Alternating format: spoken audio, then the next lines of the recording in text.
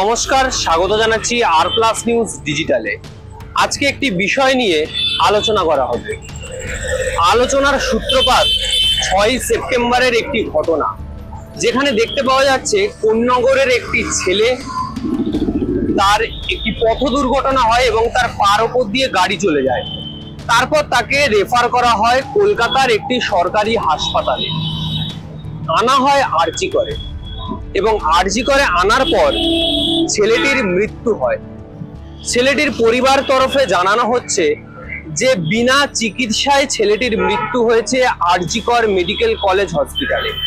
এবং তারপরই ঠিক সন্ধেবেলা 10টা 17-তে এক্স হ্যান্ডেলে পোস্ট করেন অভিষেক বন্দ্যোপাধ্যায়, এবং তিনি জানান যে একদিকে যেরকম ডাক্তারি পড়ুয়াদের আন্দোলন চলছে, ঠিক তার পাশাপাশি এই আন্দোলনের জন্য কোথাও না কোথাও চিকিৎসা পরিষেবায় গাফিলতি দেখা যাচ্ছে।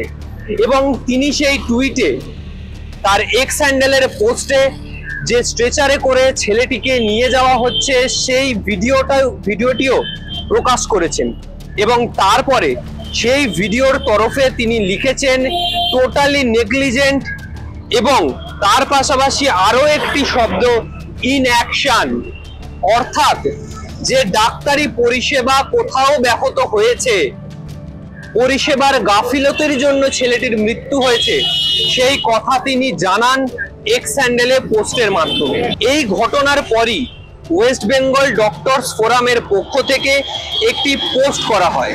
সেই পোস্টে জানানো হয় যে অভিষেক বন্দ্যোপাধ্যায় যে কথাটি বলছেন সেই কথাটি সম্পূর্ণ মিথ্যে, এবং the joint platform of doctors West Bengal, তার জয়েন্ট কনভেনার ডক্টর পুণ্যব্রত গুণ এবং ডক্টর হীরালাল কোনার, তাদের দুজনের স্বাক্ষর রয়েছে সেই চিঠিতে। এবং এই স্বাক্ষরের পরে এই চিঠিটি প্রকাশ করা হয়। অভিষেক বন্দ্যোপাধ্যায় যে কথাটি বলছেন সম্পূর্ণ মিথ্যে। ছেলেটি চিকিৎসা পায়, ছেলেটি ট্রিটমেন্ট পায়, এবং শেষ পর্যন্ত সে সাস্টেন করতে পারে না। ট্রিটমেন্টের কোনো গাফিলতি হয়নি, বা এই আন্দোলনের জেরে কোথাও যে পরিষেবার কোনো ব্যাহত হয়নি, সেটা কিন্তু তারা বলছেন। এরপরে একটি ভাইরাল ভিডিও প্রকাশ্যে আসে।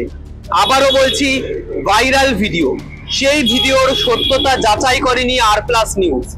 সেই ভিডিওতে যে যুবকটি মারা গিয়েছে তার মা ডক্টর পুণ্যব্রত গুণকে ফোন করছেন, এবং ফোন করে বলছেন, আপনি যে লেটারটি প্রকাশ করেছেন, যে লেটারটি ওয়েস্ট বেঙ্গল ডক্টরস ফোরামের পক্ষ থেকে প্রকাশ করা হয়েছে, যেখানে তলায় যে দুজন জয়েন্ট কনভেনারের স্বাক্ষর রয়েছে তার মধ্যে আপনিও একজন, কিন্তু আপনি সম্পূর্ণ মিথ্যে কথা বলছেন।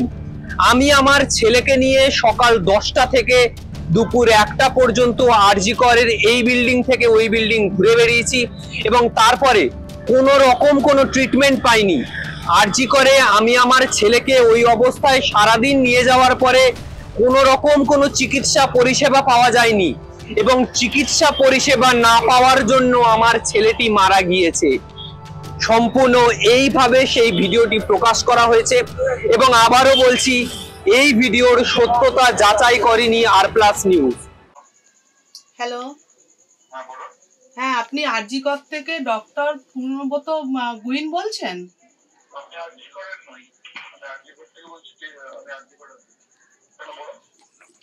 হ্যাঁ ডাক্তারবাবু, আমি কোন্নগর থেকে বলছি, বিক্রমের মা। ঠিক আছে, আপনি দাবি করেছেন যে আমার ছেলে নাকি ট্রিটমেন্ট পেয়েছে, কিন্তু আমার ছেলে তো কোনো ট্রিটমেন্ট পায়নি, কোনো চিকিৎসা পায়নি।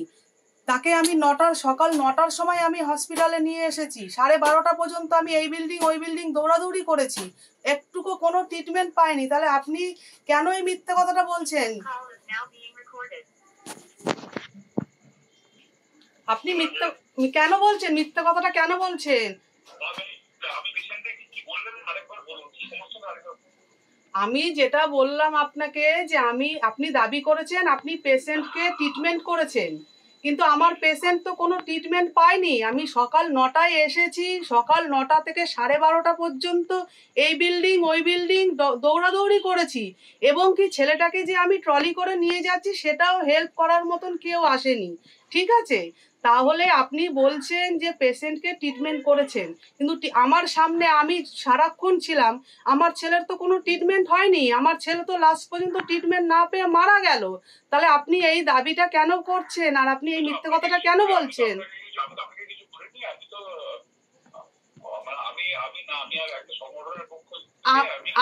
আমি একজন না, আপনি মিথ্যে কথা তো বলছে, আপনি তো মিথ্যে কথা বলছেনই, প্লাস আমি একজন সন্তানকে হারিয়েছি, আমাকেও আপনি মিথ্যাবাদী বানাচ্ছেন। ঠিক আছে, আরেকটা কথা কি জানেন স্যার, তিলোত্তমার মা যেমন একজন সন্তানকে হারিয়েছে না, আমিও একটা সন্তানকে হারিয়েছি। হ্যাঁ, তিলোত্তমার যেমন একটা আপনার বিচার প্রয়োজন, বিচার চাই আমরা, আমার সন্তানটারও একটা বিচার চাই। আর এর ভিত্তিতেই এই যে 3 ঘন্টার সময়, যে 3 ঘন্টা সকাল 10টা থেকে 1টা পর্যন্ত ছেলেটি ট্রিটমেন্ট পায়নি, সেই কথা উল্লেখ করেছিলেন অভিষেক বন্দ্যোপাধ্যায় তার পোস্টে, যে 3 আওয়ার্স, এই কথাটা তিনি উল্লেখ করেছেন যে 3 ঘন্টা কোনো চিকিৎসা পরিষেবা পাওয়া যায়নি। এবং সেই ভাইরাল ভিডিওর শেষে ছেলেটির মা বলছে, একদিকে যেরকম তিলোত্তমার মা তার মেয়ের বিচার চাইছে, ঠিক তেমনি তার পাশাপাশি উনিও তার ছেলের বিচার চান। ছেলে বিনা চিকিৎসায় মারা গিয়েছে, তার বিচার চান। এবং এটি সম্পূর্ণ যে বলা হচ্ছে যে অভিষেক বন্দ্যোপাধ্যায় যে পোস্ট করেছে সেটি ভুল, সেটা কিন্তু একেবারেই না। সেই কথাটা কিন্তু বলছেন মৃত ছেলেটির মা। এবং আবারও বলছি, এই ভিডিওর সত্যতা যাচাই করেনি আর+ নিউজ। এবং এরপরে আমি ফোন করেছিলাম ডক্টর পূর্ণব্রত খুনকে, তার কাছ থেকে শোনার জন্য যে আসল ঘটনাটা কি, কিসের ভিত্তিতে ওয়েস্ট বেঙ্গল ডক্টরস ফোরামের জয়েন্ট কনভেনার হিসাবে তিনি স্বাক্ষর করে এই লেটারটি প্রকাশ করেছিলেন। এবং তিনি জানান যে একদিকে যেরকম চিকিৎসা পরিষেবা পাওয়া গিয়েছে, তারা যে বুলেটিন প্রকাশ করেছিল শেষে, সেখান থেকে বোঝা যাচ্ছে সম্পূর্ণ ট্রিটমেন্ট হয়েছে। পূর্ণব্রত বাবু, অভিষেক বন্দ্যোপাধ্যায় টুইট করেছিলেন যে আরজি করে বিক্রম বলে যে ছেলেটি, তিনি এই আন্দোলনের জেরে বিনা চিকিৎসায় মারা গিয়েছেন, বা এই আন্দোলনের ফলে তার চিকিৎসা কোথাও হয়নি। তারপরে আপনারা অভিষেক বন্দ্যোপাধ্যায়কে একটি চিঠি বা একটি পাঠান পত্র, সেখানে বলা হয় যে তার জেরে এরকম কোনো ঘটনা ঘটেনি। তারপরে বিক্রমের মা আপনাকে ফোন করেন, করে বলেন যে আপনি যে কথাটা বলেছেন সেটা সম্পূর্ণ মিথ্যে। তিনি দুপুর 10টা থেকে 1টা পর্যন্ত আরজি করেই বসেছিলেন, এ বিল্ডিং ও বিল্ডিং ঘুরেছেন, কিন্তু কোনো রকম কোনো চিকিৎসা পাননি। কি বলবেন এই ব্যাপারে? এই ব্যাপারে আমার কিছু বলার নেই। যা বলবার সেটা তো আরজি করের যিনি মেডিকেল সুপারিনটেন্ডেন্ট ভাইস প্রিন্সিপাল সপ্তর্ষি বাবু বলে দিয়েছেন। 9টা 10-এর সময় পেশেন্ট অ্যাডমিশন হয়েছিল। অ্যাডমিশন হওয়ার পরে তাকে ফ্লুইড দেওয়া হয়, ফ্লুইড দিয়ে তাকে স্টেবল করা হয়, ডিজিটাল এক্সরে করা হয়। তারপর ওই পেশেন্টের হেড ইনজুরি ছিল, তো হেড ইনজুরির জন্য তাকে সিটি স্ক্যান করতে নিয়ে যাওয়া হয়। এবং তখন পেশেন্টের শ্বাসকষ্ট শুরু হয়, এবং 3 ঘন্টা ধরে প্রয়াস চালানোর পরেও রোগীকে বাঁচানো সম্ভব হয়নি। এবং তার পুরো নথিপত্র কিন্তু হাসপাতাল কর্তৃপক্ষের কাছে আছে। হাসপাতালের যে বেডের টিকিট কিন্তু অ্যাভেলেবল। তো সে কথাই আমি ওকে বোঝানোর চেষ্টা করেছিলাম। তো বিক্রমের মা বললেন যে ভাইস প্রিন্সিপালও মিথ্যা কথা বলছেন এবং আমরাও মিথ্যা কথা বলছি। উনি দাবি করছেন যে 10টা থেকে 1টা অবধি বিনা চিকিৎসায় আরজি করে করেছিলেন। যে জিনিসটা বলবার, এই যে সরকার পক্ষ যে প্রচার করছে, একদিকে প্রচার করছে, অন্যদিকে কালকে সরকারের যে প্রধান আইনজীবী কপিল সিব্বাল যে তথ্য বলেছেন যে আন্দোলনের ফলে 23 জনের মৃত্যু হয়েছে, উনি স্পেসিফাই করেননি। আমরা ধরে নেবো যে 1 মাস হয়েছে, 1 মাসে 23 জন চিকিৎসা না পেয়ে মারা গেছেন। আমরা যেটা বলতে চাই যে আমাদের রাজ্যের স্বাস্থ্য পরিষেবার অবস্থাটা এমনই যে একদিনে কেন, 1 মাসে কেন, প্রত্যেক দিনই হয়তো 23 জনের বেশি মানুষ চিকিৎসা না পেয়ে মারা যান। আর এটা যেটা বলা হয়েছে যে সরকারি স্বাস্থ্য ব্যবস্থা ভেঙে পড়ছে, এরকম বলা হয়েছে। জুনিয়র ডাক্তাররা যারা আন্দোলনে আছেন তারা কিন্তু কেবলমাত্র কয়েকটি মেডিকেল কলেজে আছেন। অন্যান্য যে primary health centre, block primary health centre, rural hospital, sub division hospital, district hospital, সেখানে কিন্তু পরিষেবা চালু আছে, পুরোপুরিভাবে চালু আছে, কারণ সেখানে তো জুনিয়র ডাক্তাররা নেই। আর যে মেডিকেল কলেজগুলোতে জুনিয়র ডাক্তাররা কাজ করছেন না, সেই কাজের তারা কাজ না করার ফলে যে ঘাটতিটা হচ্ছে, লোকের ঘাটতিটা হচ্ছে, সেটাকে পূরণ করার জন্য ডাক্তাররা অতিরিক্ত সময় খাটছেন। সেটা যে ক্লিনিক্যাল সাবজেক্টের ডাক্তাররা। অন্যদিকে যেসব শিক্ষক চিকিৎসক যাদেরকে সাধারণ সময়ে রোগী দেখতে হয় না, যেমন anatomy, physiology, biochemistry, pharmacology, forensic medicine, community medicine, তারা তো রোগী চিকিৎসার সঙ্গে যুক্ত নন।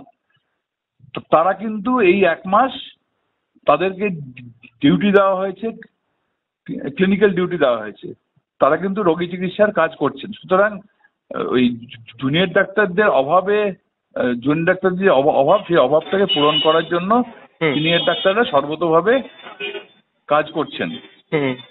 তো এই চিকিৎসা পাওয়া যাচ্ছে না, এই যে প্রচারটা, এই প্রচারটা হচ্ছে সরকারের দিক থেকে মিথ্যা প্রচার, এবং সরকারের আইনজীবী কিছুটা পরিমাণে হলেও সুপ্রিম কোর্টকে এটা বোঝাতে সক্ষম হয়েছেন। এটা দুর্ভাগ্যের। এবং ওই ভিডিও ক্লিপের শেষের দিকে একটা কথা রয়েছে, যেমন তিলোত্তমার মা বিচার চাইছে, তেমন বিক্রমের মাও বিচার চাইছে যে তার ছেলে বিনা চিকিৎসায় মারা গেছে। তিনি এটা বলছেন এবং সেই ফোনটা আপনাকেই করে বলছেন। হ্যাঁ, বিচার দেওয়ার মালিক তো আমি নই, কিংবা আমি অভিযুক্তও নই, কারণ চিকিৎসা হয়েছে একটি সরকারি হাসপাতালে। হ্যাঁ, সেখানে আমাদের মনে হয় কোনো গাফিলতি হয়নি। যদি কোনো গাফিলতি হয়ে থাকে তার জন্য তাই যদি কেউ হন, তিনি শাস্তি পাবেন, তাতে আমাদের বলবার কিছু নেই। ধন্যবাদ। তাহলে এখন প্রশ্ন, ছেলেটির মা কি তাহলে মিথ্যে কথা বলছেন যে সকাল 10টা থেকে 1টা পর্যন্ত ছেলেটিকে হাসপাতালের এক বিল্ডিং থেকে অন্য বিল্ডিং এ ছোটাছুটি করার পরেও কোনো রকম কোনো চিকিৎসা পরিষেবা পাওয়া যায়নি? এবং পূর্ণব্রত খুনের যে ফোনও রেকর্ড হয়েছে, সেখান থেকে আরেকটি জিনিস বোঝা যাচ্ছে, তিনি যে কথাটি বলতে চাইছেন হয়তো সরাসরি বলছেন না, ডাইরেক্টলি বলছেন না, বা ইনডাইরেক্টলি বলতে চাইছেন যে অভিষেক বন্দ্যোপাধ্যায় এই ঘটনাটার মাধ্যমে এই ঘটনাটিকে সম্পূর্ণ রাজনীতিকরণ করতে চাইছে। এর পিছনে যে রাজনীতি রয়েছে সেটা কিন্তু তিনি বলছেন। আর তার ভিত্তিতেই তার ফোন নিয়েছিলাম। তিনি যে কথাটি বলছেন সম্পূর্ণ অস্বীকার করছেন, বা তার যে কথা তিনি সম্পূর্ণ বলছেন যে ছেলেটি চিকিৎসা পরিষেবা পেয়েছে, কোথাও কোনো চিকিৎসা পরিষেবা ব্যাহত হয়নি। এবং তার মায়ের যে ভিডিওটি প্রকাশ হয়েছে, সেই ভিডিওটি তিনি মেনে নিয়েছেন যে তাকে ফোন করা হয়েছিল, তার সাথে কথা হয়েছে, এবং তিনিও ঠিক এই একই কথা বলেছেন। তাহলে আসল ঘটনাটা কি? কিসের ভিত্তিতে অভিষেক বন্দ্যোপাধ্যায়ের এই পোস্ট, এবং কিসের ভিত্তিতে এই ভাইরাল ভিডিও আজকের সমাজ মাধ্যমে? চোখ রাখুন আর+ নিউজ ডিজিটালে। অন্যান্য খবরের জন্য চোখ রাখুন আর+ নিউজে। এরকম আরো অনেক খবর নিয়ে আসবো। আজকের মতো বিদায় নিলাম, এবং যদি ভিডিওটি ভালো লেগে থাকে সাবস্ক্রাইব করুন আর+ নিউজ ডিজিটাল।